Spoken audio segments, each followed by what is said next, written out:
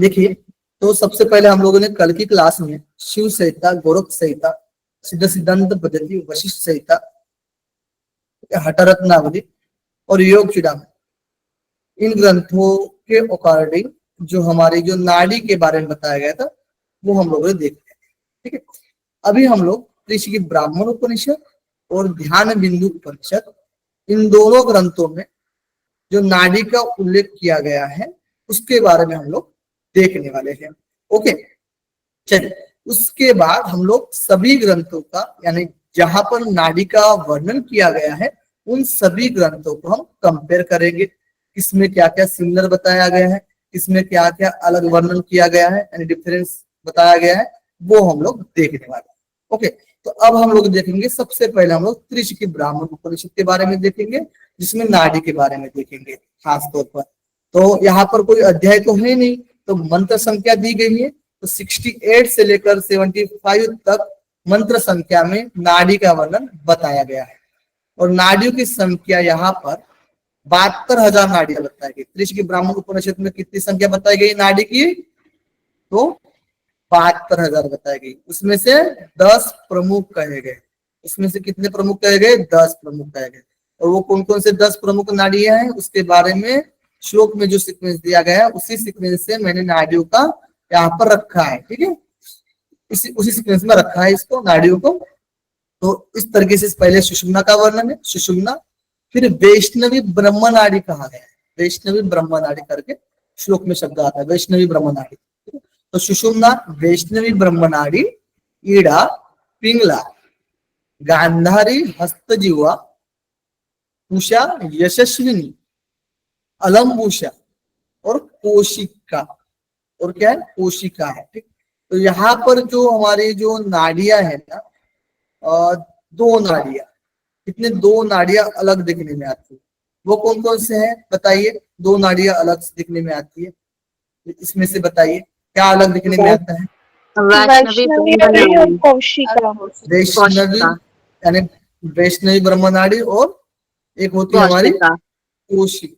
ठीक है, बहुत बढ़िया जी। हाँ, गुड। ओके, 10 नाड़ियां मतलब बाकी ग्रंथों के हिसाब से तुलना की जाए तो ये अलग देखने में आती है। ओके, अब इनके बारे में दिया गया है, जो प्लेस के बारे में, इनके स्थान के बारे में दिया गया है, उसके बारे में हम लोग चर्चा करते हैं। बेसिकली ऋषि ब्राह्मण उपनिषद में ईड़ा के लिए वाम मार्ग बताया गया है। कौन सा मार्ग बताया गया? वाम मार्ग, यानी बाया मार्ग। यानी बाया मार्ग में जो होती है, यानी बाएं साइड में, हमारे इस बाएं साइड में ईड़ा नाड़ी का स्थान बताया गया है। पिंगला के लिए दक्ष मार्ग यानी दाहिने मार्ग में स्थान बताया गया है। सुषुम्ना के लिए कंध के मध्य बताया गया है। ठीक है, यानी ईड़ा और पिंगला स्पाइन से गई हुई है ना, तो वहां से उसके बीच में जो बताया गया है सुषुम्ना को बोला जाता है, तो कंध के मध्य में कहा गया है। गांधारी जो होती है हमारी, गांधारी जो होती है वो वाम चक्षु में कहा गया। गांधारी कहाँ पर कहा गया? वाम चक्षु में, यानी बाई आंख में गांधारी कहा गया।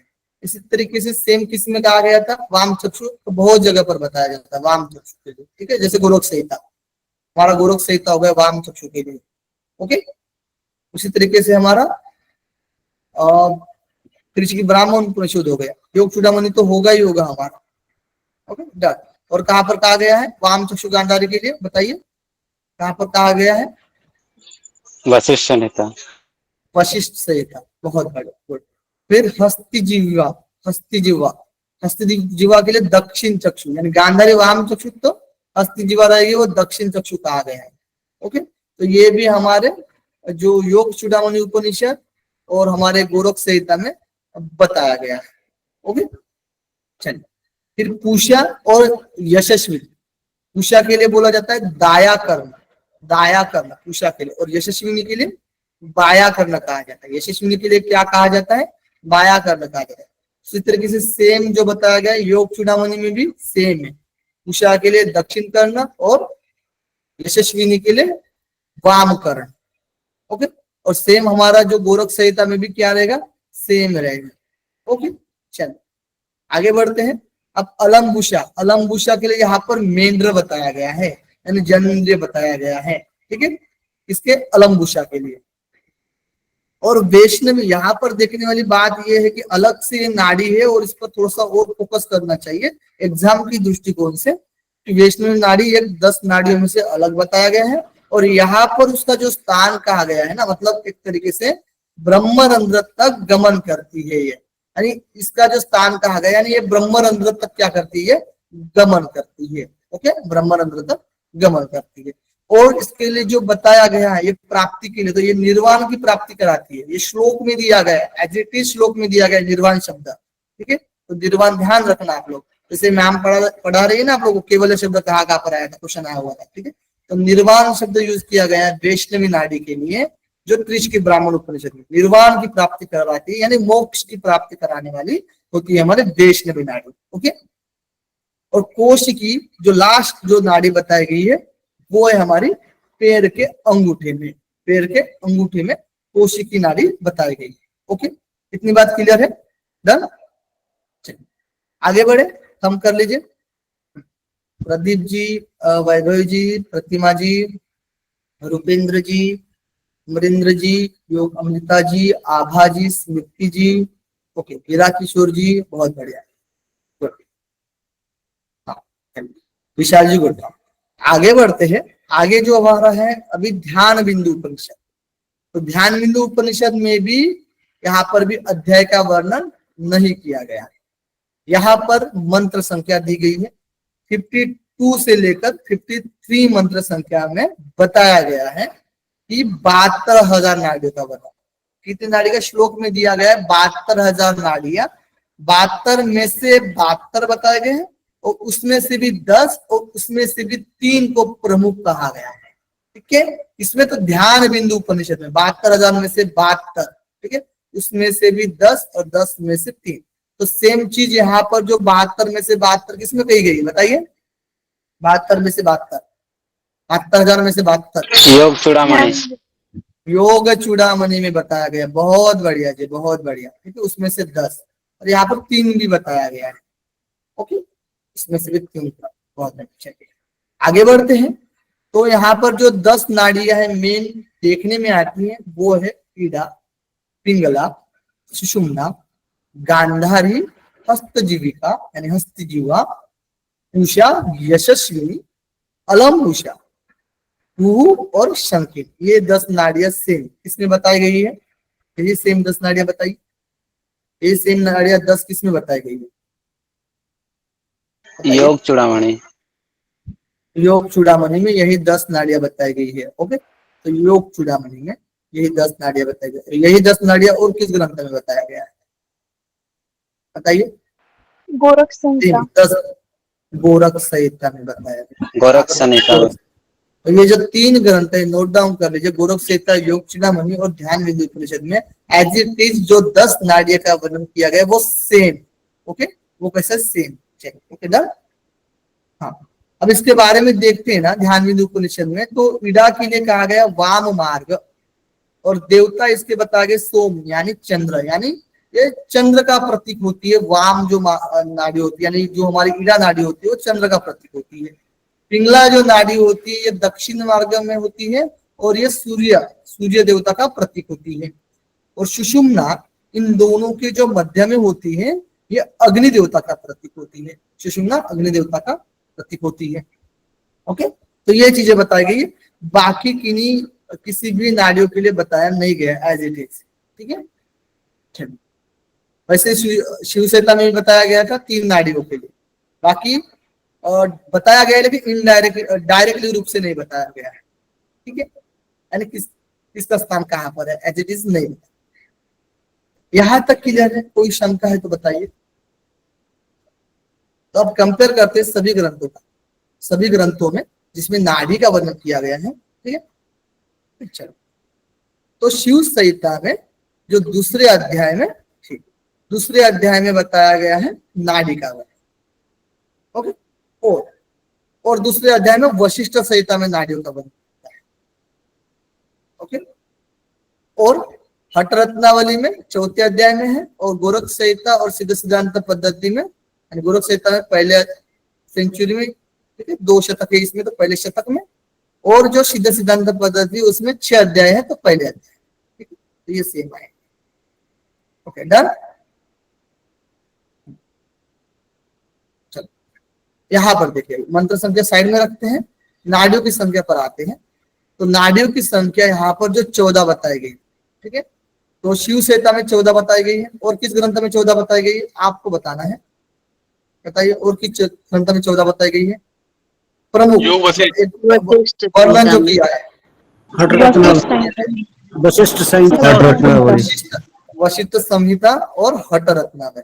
ओके बहुत बढ़िया।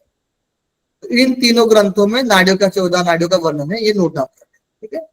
अब सबसे ज्यादा नाड़ियां किस ग्रंथ में वर्णित है? सबसे ज्यादा नाड़ियां का वर्णन शिव संहिता। शिव संहिता। तो शिव शिव संहिता। संहिता। तो किसमें बताया गया? तो सबसे ज्यादा नाड़ियों का वर्णन तो शिव संहिता।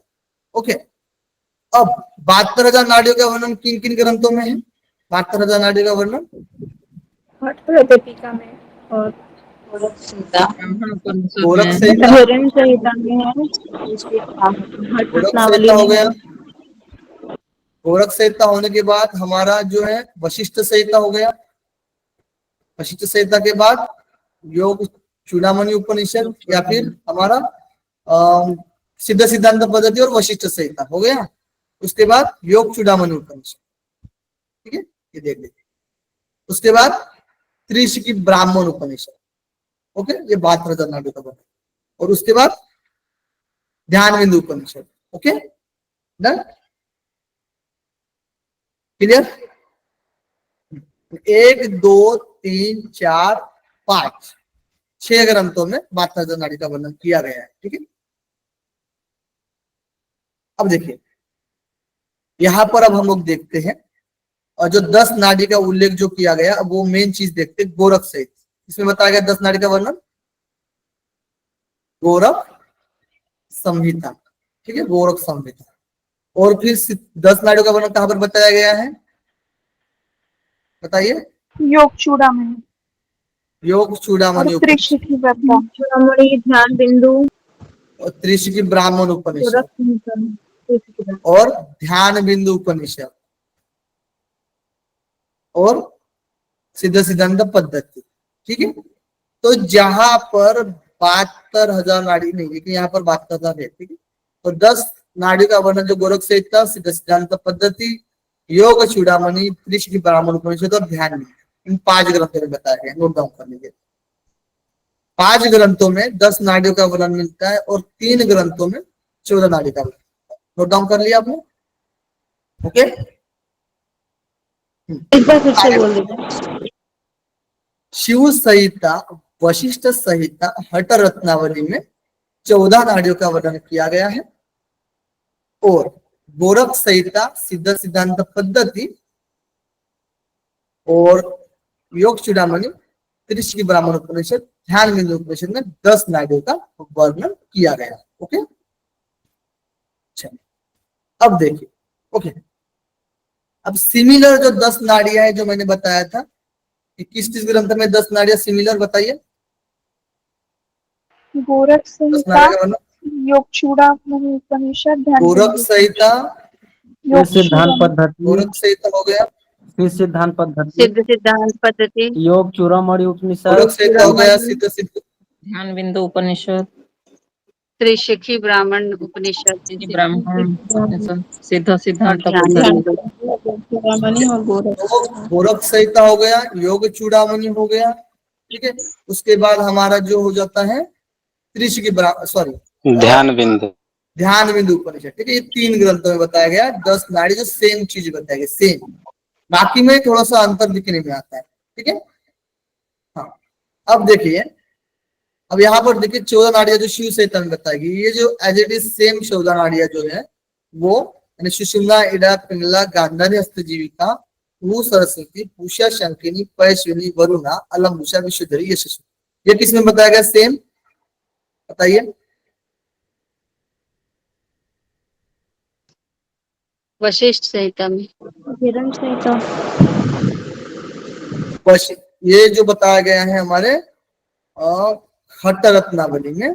और ये सेम जो देखा जाएगा तो पहले है वशिष्ठ संहिता, सेम इसमें वशिष्ठ संहिता। ओके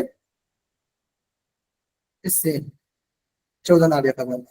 ओके, अब देखिए, अब हमारे जो 10-10 नाड़ियां जो सेम थे वो हो गया 3 ग्रंथों में, और 14 नाड़ियां जो सेम बताया कि शिव से था वशिष्ठ से था। ये क्लियर हो गया आपका? बताइए, इसमें कोई दिक्कत नहीं है। अब हट्ट रत्नावली भी इसी में आएगी, बस हमें किसको ध्यान रखना है? एक तो हंसिनी। हट्ट रत्नावली में अलग से क्या दिया गया है? बताइए, अलग से क्या दिया गया है? हंसिनी। और हंसिनी दिया गया है, सरस्वती। सरस्वती। अलग से हंसिनी दिया गया है, ठीक है। हंसिनी और सरस्वती नहीं, सरस्वती सरस्वती। दिया गया। और इसमें नाड़ी कौन सी नहीं दी गई है? बट हट्ट रत्नावली में जो शिव सेता में दिया गया है, हट्ट रत्नावली में जो हंसिनी दी गई है, ठीक है, और जो वशिष्ठ संहिता में और शिव संहिता में जो पयश्विनी दी गई है वो हट्ट रत्नावली में नहीं है। ओके, तो पयश्विनी हाईलाइट समझ में आ रहा है आपको मैं किस तरीके से कर रहा हूं? तो ओके, देखिए, यानी दो जो नाड़ियां पयश्विनी है जो हमारे वशिष्ठ संहिता और शिव संहिता में है, ठीक है, लेकिन वो हमारे हट्ट रत्नावली में नहीं है। और जो हट्ट रत्नावली में जो हमारी हंसिनी है वो वशिष्ठ संहिता और शिव संहिता में नहीं है। क्लियर है अभी? बाकी सब सेम। इसको हम इस कलर से दे सकते हैं 14 नाड़ियां, ठीक है। अब क्लियर हो गया? कलर मैच कर रहा है? समझ में आ रहा है? हाईलाइट अलग से, और यहाँ पर 3 इसको भी मैंने हाईलाइट कर दी। ओके, और ये वेस्ट। अब देखिए, अब यहाँ पर देखने वाली ये बात है कि हमारे जो सिद्ध सिद्धांत पद्धति है, तो सिद्ध सिद्धांत पद्धति में कंपेयर करेंगे हम लोग गोरख संहिता और योग चूड़ामणि, या फिर ध्यान बिंदु। तो हम लोग एक ही को पकड़ लेते हैं, गोरख संहिता, जो हमारे पास में पड़ोसी है। तो देखिए, सिद्ध सिद्धांत पद्धति में जो 10 नाड़ियां बताई गई हैं और गोरख संहिता में जो 10 नाड़ियां बताई गई, ठीक है, इसमें जो सिद्ध सिद्धांत पद्धति में कौन सी ऐसी नाड़ी है जो गोरख संहिता में नहीं? जो गोरख संहिता में है वो सिद्ध सिद्धांत पद्धति में, बताइए कौन सी है? सरस्वती। सरस्वती। सरस्वती। ओके, तो सरस्वती को हाईलाइट कर लेते हैं हम लोग, सरस्वती, ठीक है, सरस्वती। डन। अब देखिए सरस्वती, और बताइए ना, अब यहाँ पर जो हमारे हैं गोरख संहिता में तो सरस्वती नहीं है, ठीक है, सरस्वती नहीं है। तो यहाँ भी कौन सी नाड़ी नहीं है जो गोरख संहिता में है लेकिन सिद्ध सिद्धांत पद्धति में नहीं है? यशवंत। यशस्विनी। यशस्विनी। हाँ, तो यशस्विनी नहीं, तो इसको हम हाईलाइट कर लेते हैं। पकड़ पा रहे हो? Okay, done. चलिए, इसको भी मैंने इस तरीके से आया, बाकी सब सेम।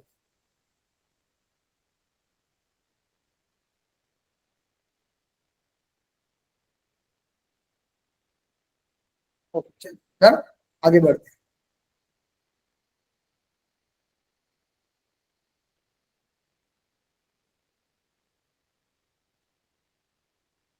अब देखिए, ठीक है, अब देखिए, सीधे सिद्धांत पद्धति हो गया हमारा, गोरख संहिता भी हो गया, गोरख संहिता भी हो गया, ओके, योग चूड़ामणि भी हो गया, और ध्यान बिंदु उपनिषद भी हो गया। Okay, done. अब कौन सा हमारा बाकी है? जो हमारा है वो बताइए कौन सी बाकी है? और एक ग्रंथ योग चूड़ामणि हो गया, त्रिशकी ब्राह्मण, ठीक है। तो त्रिशकी ब्राह्मण उपनिषद में भी सेम नाड़ियां है, अलग से कौन सी है? वैष्णवी और मतलब वैष्णवी और ब्रह्म नाड़ी, वैष्णवी ब्रह्म नाड़ी, और कौन सी एक है अलग से नाड़ी? कौशिका। कौशिका। कौशिकी। कोशिका नाड़ी, कोशिका नाड़ी, ठीक है, ये 2 नाड़ी अलग से। ओके, अलग से ये 2 नाड़ियां हैं, जो कि अलग से ये 2 नाड़ियां हैं, जो कि बाकी जो हम लोग कंपेयर करेंगे अभी वो हम कंपेयर करेंगे गोरख संहिता से ही, ठीक है, गोरख संहिता से हम कंपेयर करेंगे। तो आप बताना मुझे, ठीक है, गोरख संहिता से कंपेयर करेंगे तो हम लोग इसमें जो है और कौन से दो नाड़ियां का उल्लेख नहीं है जो गोरख संहिता में है, जो कि इसमें नहीं? बताइए। कुहू और कुहू और शंखिनी। कुहू और शंखिनी। ओके, शंखिनी है क्या? नहीं। डन। यानी देखिए गोरख संहिता से कंपेयर कर लिया है डायरेक्ट हम लोग ऋषि ब्राह्मण उपनिषद से। ठीक है, तो ये हाईलाइट कर लिया तो समझ में आ गया आपको। ये जो हाईलाइट एक कलर दिख रहा है आपको, मैच जो हमारे सिद्ध सिद्धांत पद्धति और हमारे सिद्ध सिद्धांत पद्धति और हमारे गोरख संहिता से मैच कर रहे हैं। ठीक है, तो यहाँ पर ये डिफरेंस। लेकिन ये तीन ग्रंथ तो आपने पहले से नोट डाउन कर लिया था कि योग चूड़ामणि, ऋषि की योग चूड़ामणि, गोरख संहिता और ध्यान विद्युत उपनिषद, ये 10 सिमिलर है। ठीक है, तो ये दो सिमिलर है, तो गोरख संहिता से हम लोग दोनों ग्रंथ का कंपेयर कर रहे हैं, सिद्ध सिद्धांत पद्धति और हम लोग ऋषि की ब्राह्मण उपनिषद का कंपेयर कर रहे हैं। समझ में आ रहा है? तो बाकी दोनों ग्रंथों से कंपेयर करने की जरूरत नहीं पड़ेगी। ओके, वैसे जहां पर 14 नाड़ियां अलग से, तो शिव संहिता, वशिष्ठ संहिता और हठ रत्नावली। ठीक है, इनमें जो दो कॉमन थे हमारे शिव संहिता में और हठ रत्नावली में, शिव संहिता और वशिष्ठ संहिता में दोनों में 14 नाड़ियां सेम दिया गया। उसी तरीके से हठ रत्नावली में भी दिया था सेम, लेकिन एक चेंज थी, तो जो कलर मैंने चेंज कर दिया कि कौन सी नाड़ी यहाँ पर मौजूद नहीं है और यहाँ पर मौजूद है। ठीक है, तो मैंने हरे कलर में उसको ग्रीन में चेंज कर दिया। ठीक है, कलर हाईलाइट कर दिया। समझ में आ गया? अभी इसमें कोई दिक्कत नहीं है। आगे बढ़ते हैं। अब यहां पर देखिए ना, यहां पर जो स्थान बताया गया प्लेस। ठीक है, अब देखिए यहां पर देखिए जो स्थान बताया गया ईडा नाड़ी से संबंधित। अब ईडा नाड़ी से संबंधित जो बताया गया वाम मार्ग। ठीक है, तो वाम मार्ग यानी बाया स्थान में जो शिव संहिता में है, ठीक है, वही हमारे गोरख संहिता में और किसमें है? सभी ग्रंथों में। ठीक है, सभी ग्रंथ में है। बताइए। Okay, done. सभी ग्रंथ, तो वाम मार्ग सभी ग्रंथ में ईडा के लिए, ये एक ही कलर में हाईलाइट हो गया। ठीक है, बाकी जो उनकी विशेषता थोड़ी अलग है, लेकिन वाम मार्ग तो है। ठीक है, बाकी अलग भी उतना नहीं है। ठीक है, ध्यान रखना। चलिए, तो ये सभी इसमें हो गया। पिंगला नाड़ी के लिए देखते हैं। पिंगला नाड़ी के लिए बताइए। दक्षिण मार्ग। दक्षिण मार्ग सेम है, सब में है। ठीक है, तो इसी को भी हम लोग इसी कलर में देते हैं, कलर कर लेते हैं। Okay, done. अब सुषुम्ना के लिए भी सभी जगह पर वही बात की गई है। मध्य मध्य में होती है। तीनों नाड़ियां क्लियर हो गई? इसमें कोई दिक्कत है तो बताइए। तीनों क्लियर हो गई?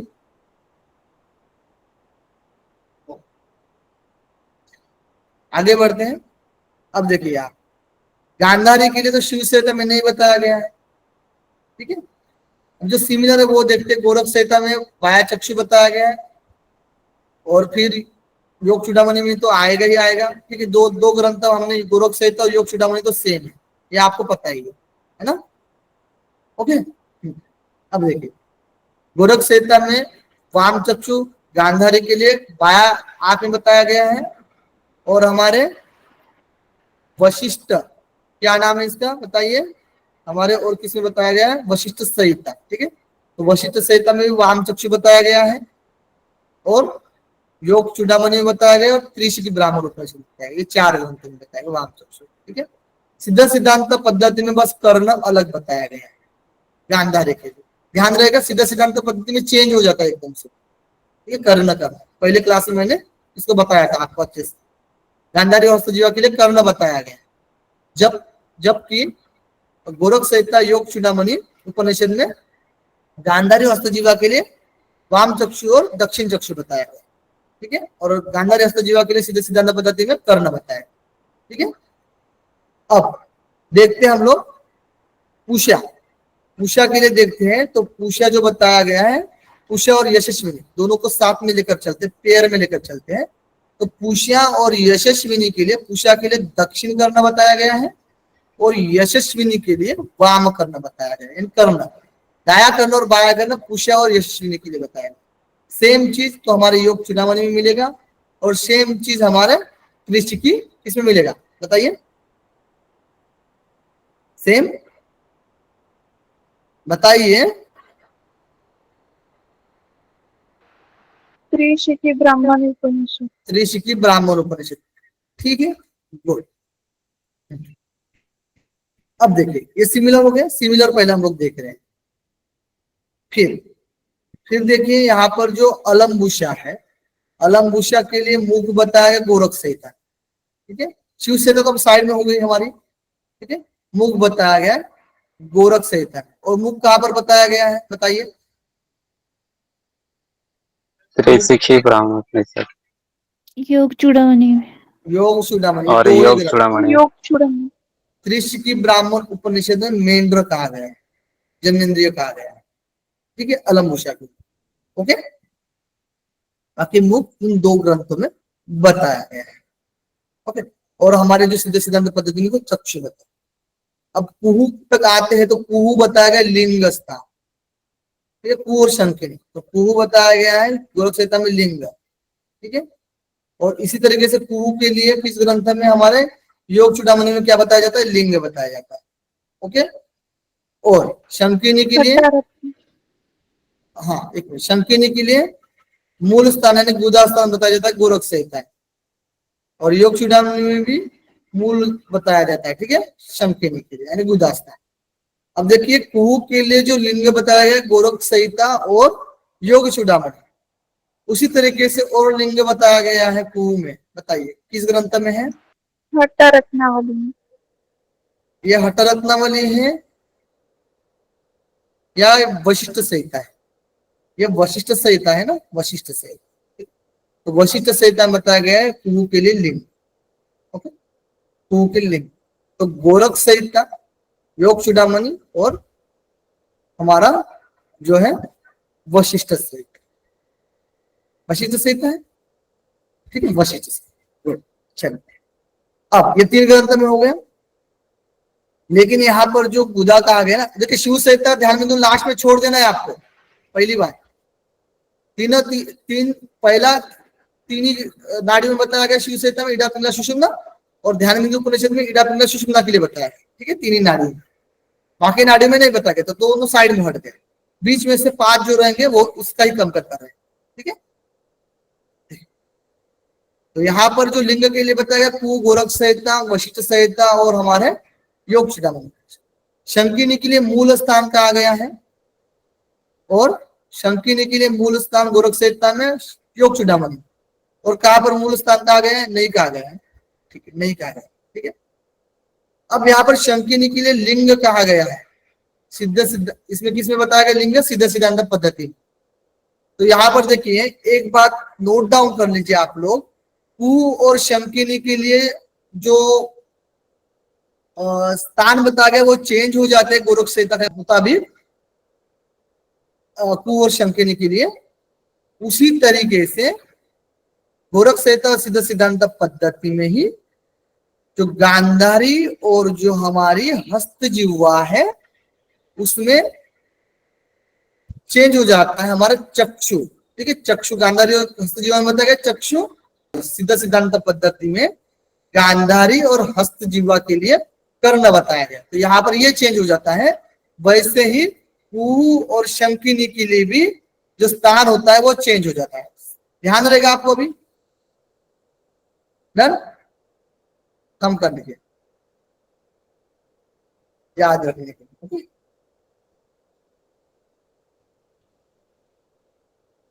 गुड। अब देखिएगा सरस्वती, मुख, मुख बताया गया है सरस्वती के लिए, मुख बताया गया है सरस्वती के लिए मुख, ठीक है। तो सरस्वती के लिए मुख किसमें बताया गया है, मुख किसमें बताया गया सरस्वती के लिए, बताइए। सिद्ध सिद्धांत पद्धति में। मुख बताया गया है सरस्वती के लिए जो हमारे सिद्ध सिद्धांत पद्धति में, ओके, मुख बताया गया। और किस ग्रंथ में मुख बताया गया है, ये तो जीवा बताया गया है, मुख जीवा, ठीक है, ये रिलेट करता है, ठीक है, शब्द का भेद है लेकिन ये रिलेट करता है हमारा, ठीक है। तो किसमें और बताया गया सरस्वती के लिए जिह्वा और मुख। मुख तो हमारे सीधे सिद्धांत पद्धति हो गए, वशिष्ठ और जिह्वा सिद्ध सिद्ध बताइए वशिष्ठ संहिता में बताया गया है। बहुत बड़ा गुड। और मुख किस में आता है बताइए? सरस्वती के लिए हो गया। सरस्वती के लिए जो यहाँ पर जो बताया गया था हट रत्नावली में, यहाँ पर स्थान नहीं बताया गया सरस्वती, लेकिन सरस्वती का जिक्र किया गया है 3 ग्रंथों 4 ग्रंथों। कितने ग्रंथों में किया गया है सरस्वती का जिक्र बताइए? 4 4 4 ग्रंथ में किया गया, 4 ग्रंथ में सरस्वती का उल्लेख किया गया। ओके। शिव संहिता, सिद्ध सिद्धांत पद्धति, वशिष्ठ संहिता, हट रत्न। ओके, इन 4 ग्रंथों में बताया गया सरस्वती का जिक्र। ओके। अब देखिए, अब यहाँ पर देखने वाली बात ये है कि जो पैसे के लिए तो करना है यहाँ पर, ठीक है। अब देखिए, अब यहाँ पर देखिए मुख और कहाँ पर बताया गया है वो देखते हैं। तो अलम गुशा के लिए बताया गया, कहाँ पर बताया गया है? अलम गुशा के लिए और योग चूड़ामणि। गोरख संहिता और योग चूड़ामणि में मुख बताया गया अलम गुशा के लिए, ठीक है। बाकी जो हमारे सिद्ध सिद्धांत पद्धति है और वशिष्ठ संहिता उसमें बताया गया सरस्वती। ये क्लियर हो गया? कंपेयर हो गया? Done done. यहां तक कोई दिक्कत है तो बताइए, कंपेयर कर पाए हो आप? देखिए, ये जो क्वेश्चन है हमारा, लास्ट में क्वेश्चन पूछा जाता है, हम लोग एक क्वेश्चन बनाते हैं, ठीक है, जिसका आंसर जो होता है यूट्यूब पर कमेंट बॉक्स में देना होता है, ठीक है। तो जो हमारा क्वेश्चन है ये नाड़ी से रिलेटेड, जो भी अभी हम लोगों ने क्लास में पढ़ा था, कि क्वेश्चन इस तरीके से है कि 10 नाड़ियों में वैष्णवी और कौशिकी नाड़ी का वर्णन किस ग्रंथ में मिलता है? ऑप्शंस दिए गए हैं, ऋषि ब्राह्मण उपनिषद, अभी आंसर नहीं करना है, योग चूड़ामणि उपनिषद, शिव संहिता और हट रत्न, ठीक है। इनमें से ऑप्शन 1 चुनकर आपको यूट्यूब के कमेंट बॉक्स में आंसर करना है। Okay done.